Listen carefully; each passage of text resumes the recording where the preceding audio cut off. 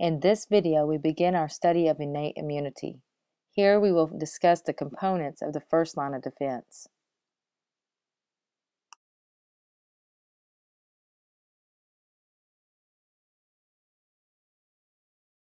In the remaining videos, we will explore the immune system. The immune system is responsible for preventing or destroying foreign material in the body, including pathogens. The field of study known as immunology attempts to understand the components and functions of the immune system. We, of course, will be studying the human immune system. Humans are naturally resistant to many of the microorganisms that are capable of causing infection and disease in plants and animals. We are resistant to those organisms either because we do not have the necessary receptors that would allow them adherence, or because the human body does not provide a hospitable environment for the microorganism to grow.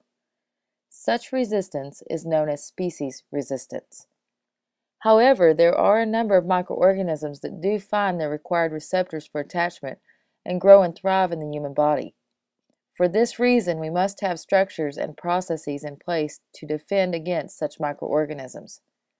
Our immune system is divided into two overlapping divisions: the innate immunity and adaptive or acquired immunity.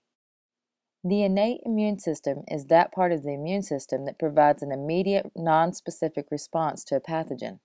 The immediate response is possible due to the presence of genetically encoded structures and molecules that are present at birth and are capable of recognizing and responding to microbial features that are common among a rather diverse group of pathogens. Adaptive immunity, on the other hand, requires more time to respond because the cells of the adaptive immunity must acquire information about the pathogen before becoming activated against a specific species or strain of a pathogen. Adaptive immunity is dependent on the presence and activity of B cells and T cells. Another way the immune system may be classified is to describe it as three lines of defense.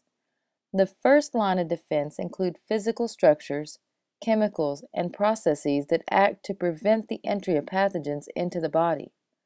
The second line of defense consists of cells, chemicals, and processes that non-specifically inactivate or kill invading pathogens.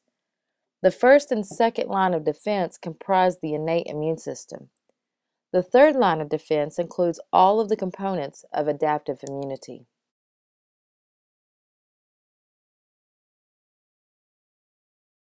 The first line of defense acts to prevent the entry of pathogens into the body. It includes physical barriers, chemicals, and our normal flora. Let's begin with the physical barriers.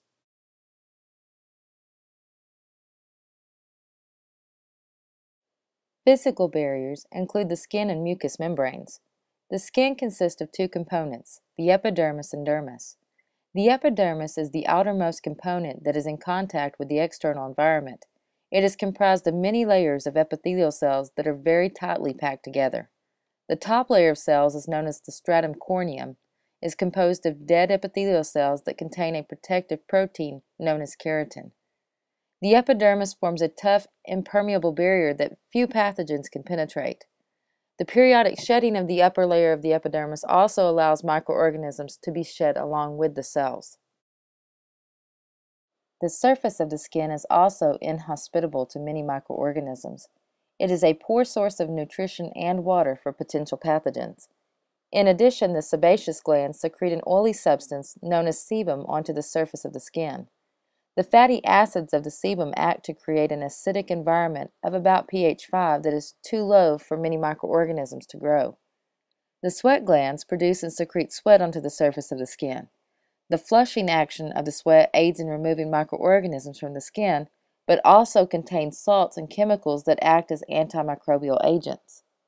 The antimicrobial chemicals secreted by the sweat glands include dermacidins and lysozyme. Dermacidins are broad-spectrum antimicrobial peptides. The exact mechanism by which they act to kill microorganisms is not known. Lysozyme is an enzyme that acts to break the bonds between sugars in the cell walls of bacteria, causing the cells to be susceptible to lysis.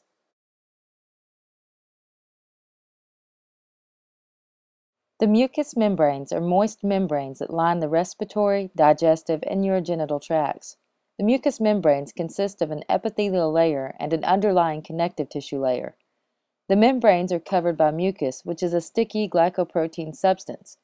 Mucus is produced by goblet cells and secreted onto the surface of the membranes to trap particles, microorganisms, and viruses.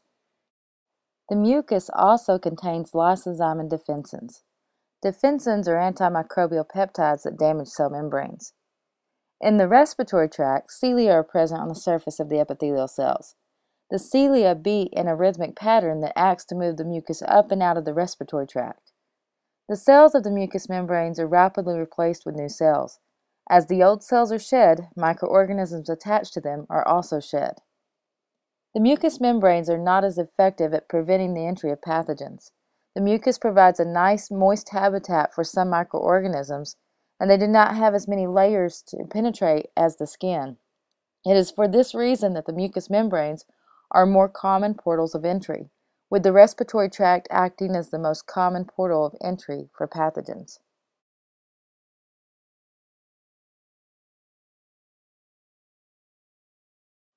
The lacrimal glands include structures that act to manufacture and drain tears. The lacrimal glands secrete tears into the lacrimal gland ducts and then onto the surface of the eye. Tears are spread over the surface of the eye by the action of blinking. The tears evaporate or drain into the lacrimal canals, which carry excess tears into the nasal cavity. This action keeps microorganisms from setting on the surface of the eye. The presence of lysozyme in tears also aids in destroying bacteria that attempt to settle on the surface of the eye. The presence of irritating substances in microorganisms causes increased secretion from the lacrimal glands to aid in washing them from the surface of the eye.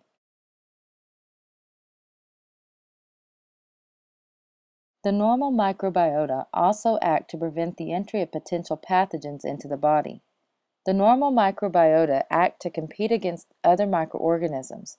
They may outcompete other microorganisms by consuming nutrients and making them unavailable to other microorganisms, or by secreting substances that harm the organism or creates an environment inhospitable for their growth.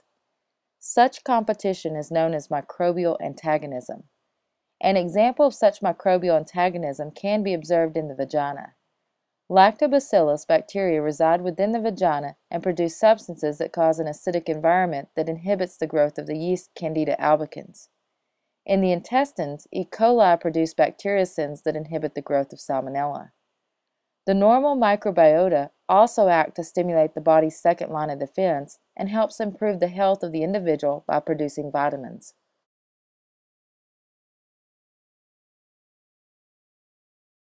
We have seen that the body produces a number of chemicals that act against microorganisms. These chemicals include the dermacidins of the skin, the defensins of the mucous membranes, and lysozyme of the sweat, mucus, and tears. These chemicals act in a variety of ways. They may act to break down cell walls of bacteria, disrupt the integrity of the cell membrane, interrupt enzymatic action inside the microbial cell, or act as chemotactic signals that recruit leukocytes to the area. Other processes and chemicals may have a primary function within another body system, but also act as a means of eliminating pathogens. Urination assists in removing pathogens that may attempt to enter the urinary tract. As the urine flows out of the urethra, it flushes the microorganisms out. The hydrochloric acid of the stomach aids in digesting proteins by activating pepsinogen to pepsin, but also prevents the growth of pathogens.